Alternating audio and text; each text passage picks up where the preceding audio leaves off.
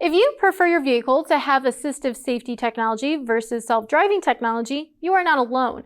A recent survey conducted by S&P Global Mobility showed how most consumers desire ADAS over self-driving technology.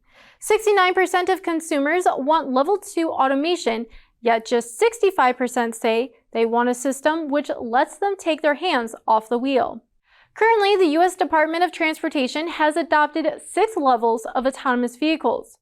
And even though automated driving technology is gaining popularity, according to a spring 2023 S&P Global Mobility Consumer Survey, only 61% of the close to 8,000 global respondents expressed interest in self-driving, making it the least desirable feature listed in the survey. Senior Technical Research Analyst at S&P Global Mobility, Yanina Mills, explained how she thinks mobility services could play a key role in helping people become more accepting of self-driving technology. You're essentially just jumping into, a robo-taxi instead of a taxi with a human driver, right? That can be a little bit more challenging, especially when consumers think about it when buying the technology, because there's a little bit more of a commitment there. And this is part of the reason that we see mobility as a service being the first real big use case for it. She continued to say if automakers want to convince buyers that more sophisticated automated driving systems are worth paying for, they need to better communicate the benefits. But according to the S&P Global Mobility Survey, the desire for self-driving technology varies around the world. Consumers in mainland China have the highest desirability scores compared to consumers in the US, UK, and Germany. And Mills thinks age plays a factor in accepting self-driving technology as well. We see a lot of millennials, we see a lot of Gen Z that are typically more open to technology to begin with. The older generations, especially the silent generation. So these are the 75 plus, even some of the boomers.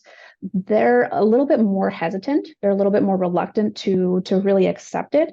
But when talking about ADAS features, Mills says out of the 23 ADAS technologies surveyed, certain features have remained the most desirable. We saw features like blind spot detection, a forward collision warning, rear view camera mirror, automatic emergency braking for pedestrians, and night vision being the top 5 most desired. And in fact, this is actually these 5. This is the 3rd year that we've seen these particular features remaining largely the same. But Mills says this could change because NHTSA is proposing a rule as a component of the National Roadway Safety Strategy to make forward collision warning and automatic emergency braking a requirement in U.S. vehicles. Even though consumers' views on ADAS become slightly more distrusting when applied to autonomous driving systems, Mills says she thinks autonomous driving systems have a bright future. As these vehicles sort of establish a more reliable track record for safety, for consistency, and different use cases, I think consumers will start to look at self-driving technology a little bit more positively. While automakers and suppliers have spent billions developing more sophisticated automated driving technology, one thing they haven't done yet is figure out how to make consumers value the technology enough to pay for it. For example, Volvo will equip every EX90 SUV with LiDAR, but hasn't figured out how to charge for the features that LiDAR enables. The automaker says it could be a subscription-based feature or a one-time charge when the vehicle is purchased.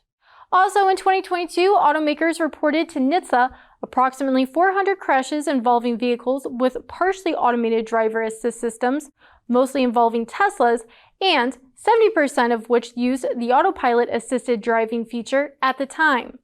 This factor has also caused some drivers to be reluctant to trust the technology 100%.